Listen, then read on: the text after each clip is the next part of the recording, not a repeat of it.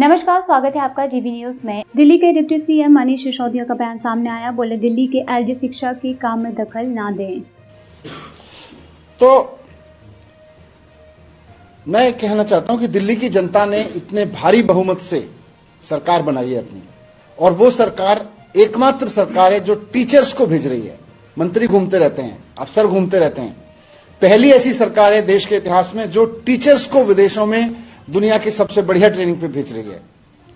अब भारतीय जनता पार्टी, क्योंकि service department उसके पास उसने नाजायज कब्जे से कर रखा है, तो उसकी फाइल पे रख के 30 टीचर्स तो दिसंबर में जाने थे, वो नहीं जाने दिए। अब अगले 30 मार्च में जाने, वो भी नहीं जाने देंगे।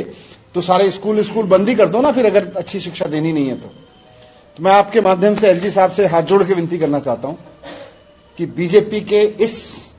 आप बीजेपी के हर षड्यंत्र में साथ देते हैं। आप बीजेपी का इस षड्यंत्र में साथ मत दीजिए कि दिल्ली की एजुकेशन को बर्बाद करना है। आपने हमेशा एलजी ऑफिस का दुरुपयोग किया है। आपने असंवैधानिक रूप से हर काम में अड़चन अड़ाई है।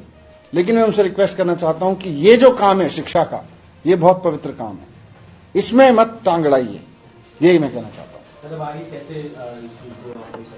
नहीं भेजेंगे उनके पास फाइल, फिर से भेजेंगे इसको। उनसे रिक्वेस्ट करेंगे कि आपको दिल्ली के गरीब लोगों से क्या दुश्मनी है। आप भी तो दिल्ली के एलजी हैं।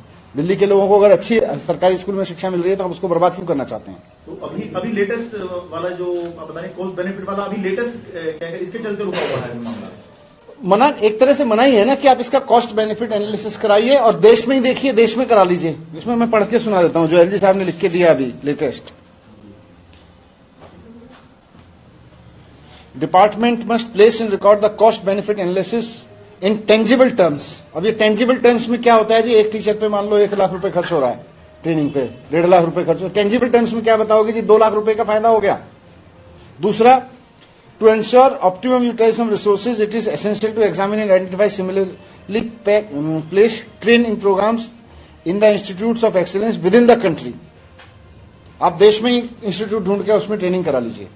तो ये तो एक तरह से मना करने वाली बात है ना। ऐसे ही और भी खास बातें जानने के लिए जुड़े रहें डीवी न्यूज पर।